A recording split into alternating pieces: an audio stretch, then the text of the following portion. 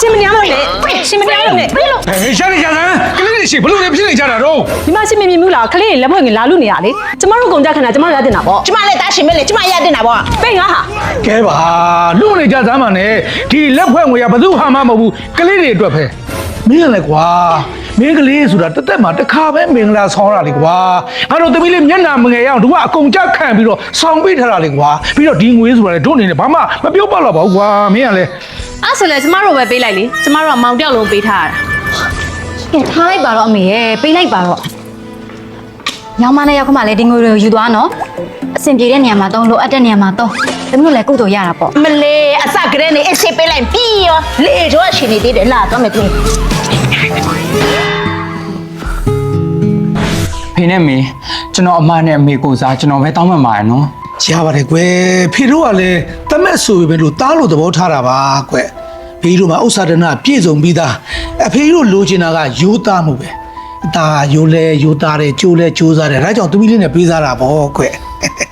အဓိကလိုချင်တာကသမီးလေးကဆိုးတယ်လေအဲ့ကြတော့သမီးလေးဆိုးတာနှွဲတာရှိခဲ့တယ်တာသိခံပေးပါလို့ပြောချင်ပါတယ်ကွယ်နော် ဟုတ်ကဲ့ပါဖေတာဂတိပေးပါတယ်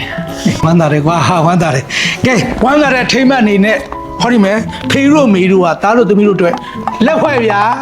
ဒါကဘာကြီးလဲအဖေ ။အိုးသားတို့သမီးတို့နေဖို့တိုက်တလုံးလေ တိုက်တလုံး ။ဟုတ်တယ်။ဒါတွေမပြီးသေးဘူး။မိမဟိုတာကကားတစ်စီး။ကဲသားတို့သမီးတို့လည်းမင်္ဂလာပွဲမှာအခမ်းရမယ်ပြင်ပန်းနေပြီ။ကဲအနားရတာနော်။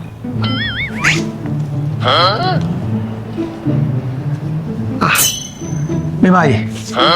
လေးဘက်နာပြန်ထလာပြီနဲ့တူတော့ကွာငါနှိပ်ပေးပါဦးကွာ ရှင်ကတော့ဖြစ်ပြီ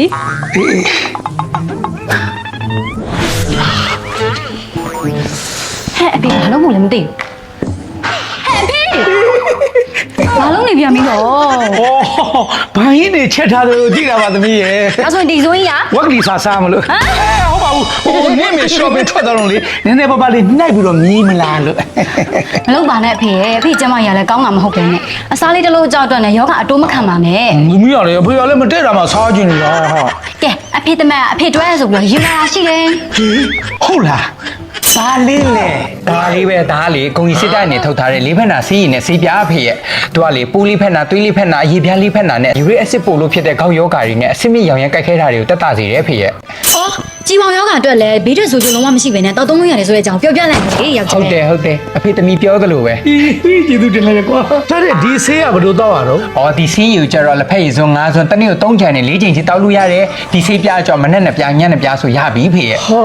ကျေးဇူးတင်တောင်သားရဲ့ဟိုဒါတဲ့ဒီဆေးကုန်သွားလို့ဟိုဝယ်ဘယ်ဟိုသွားဝယ်ရမလဲ အော်ဖေကလည်းဝယ်ပို့ပြီးမှာပေါ့ ။အော်ဒါနဲ့သမားတော်နဲ့ပြချင်တယ်ဆိုလို့ရှိရင်အဖေအမတ်စမြင်ဆွဲမြင်ဆောင်နဲ့တာယာကုန်းလနတ်တာကုန်းရဲ့ကွယ်အင်းစိန်ရန်ကုန်မြို့မှာရှိတဲ့အဖေရဲ့ ဟောမိမလည်းလုတ်ပြန်ပြီအဖေကငါတို့ကိုယ်တိုင်းပဲလိုက်ပို့ပေးမှာဟုတ်ပြီလား ဘာလဲသမီးကလိပ်စာတွေပြောနေလို့ကိုယ်တိုင်လည်းမပို့ချင်ဘူးလား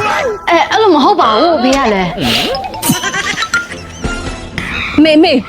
အဲ့ဟိုကောင်နာစောငါနဲ့တွေ့မှာဟဲ့မက်တာ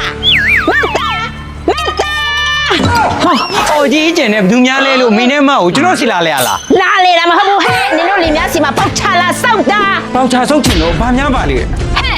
နင့်ကိုလေတထဲသမီးနဲ့ရလို့လက်ဖွဲ့ငွေအများကြီးရမှမှတ်တာအခုတော့350တောင်မပြည့်ဘူးထွေး ။အော်အမရဲ့အဲ့လိုမပြောပါနဲ့။မင်္ဂလာဆောင်တော့ကလည်းသူတို့ပဲကုန်ကြခံထားရလေ။အခုကလည်းရင်းနှီးတဲ့သူတော့ပဲလာတာ။လက်ဖွဲ့ငွေအဲ့လောက်ရတာနဲ့တင်တော်တော့ပါပြီမကလည်း ဟိုဘာမှမကြားချင်ဘူးနင့်မှာလက်ဖွဲ့ငွေတွေပြင်ဘာရတာရှိသေးလဲငါလိုချင်တယ်အမေတို့လိုချင်တယ်မလားယင် လို့ချင်းနဲ့ ငါတို့သားမျိုးပေး ။မနဲ့မေတို့လောဘကြီးတော်ကြပါတော့။ကျွန်တော်လူပြဖို့အောင်ကလည်းမင်းနဲ့မအောင်အများကြီးလုံကျိတ်ခဲ့ပြီးပြီလေ။အခုကျွန်တော်အိမ်ထောင်တယ်ဘွားရောက်နေပြီ။အမေ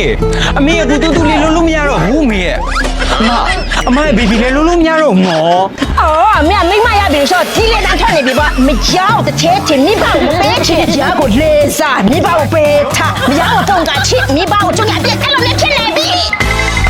အမင်းနဲ့အမနဲ့ရောက်နေကြတာပဲယောက်ျားကလည်းဘာလို့ပြင်မှာစကားတွေမုတ်တုမတက်နဲ့ပြောနေရတော့အထင်းမှာစကားပြောလဲရတဲ့ဟာဟင်းနေလဲချက်တာအတော်ပဲတမင်တခါလေးဝင်စားခဲ့လိုက်တော့ခေါ်လေဘာလို့ညာတော့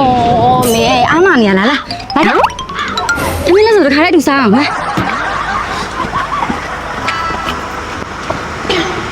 အမအားမနာနဲ့နော်အမေကြည့်ရလဲအားနာနေတဲ့ရုံနဲ့ကဲလာထိုင်ပါအောင်ရောက်တော့ရောက်ခွဲတမျိုးနဲ့နေနေစားတခါလေးစားပါနော် တော်ပါပြီမစားတော့ပါဘူး ကဲပါဒီမှာခဏထိုင်ဆောင်လိုက်နေနေစားတခါလေးသွားပြင်လိုက်တော့မယ် အမေသမင်းစားရအောင်လို့ခေါ်နေရမလားလာလေးသမင်းစားရအောင် စားဘူးဆုံးစားဘူးဟဲ့စားဘူး အမေဒီကတထေးဆိုတော့လေဟင်းကောင်းပါပဲသူတို့နောက်တစ်ခါထပ်ခေါ်လို့ရှင်တမျိုးဝင်စားလိုက်ကြတယ် အေးတော့ပဲနေပြီးစားနေတယ် အမေ ဘဲလာပြီ အမေပြန်တော့လို့လားဖြည်းဖြည်းနော် ဒါမှအားလုံးတော့ပြန်စုံမယ်လေနော်တသားဒီဆိုင်ကြအောင်နော်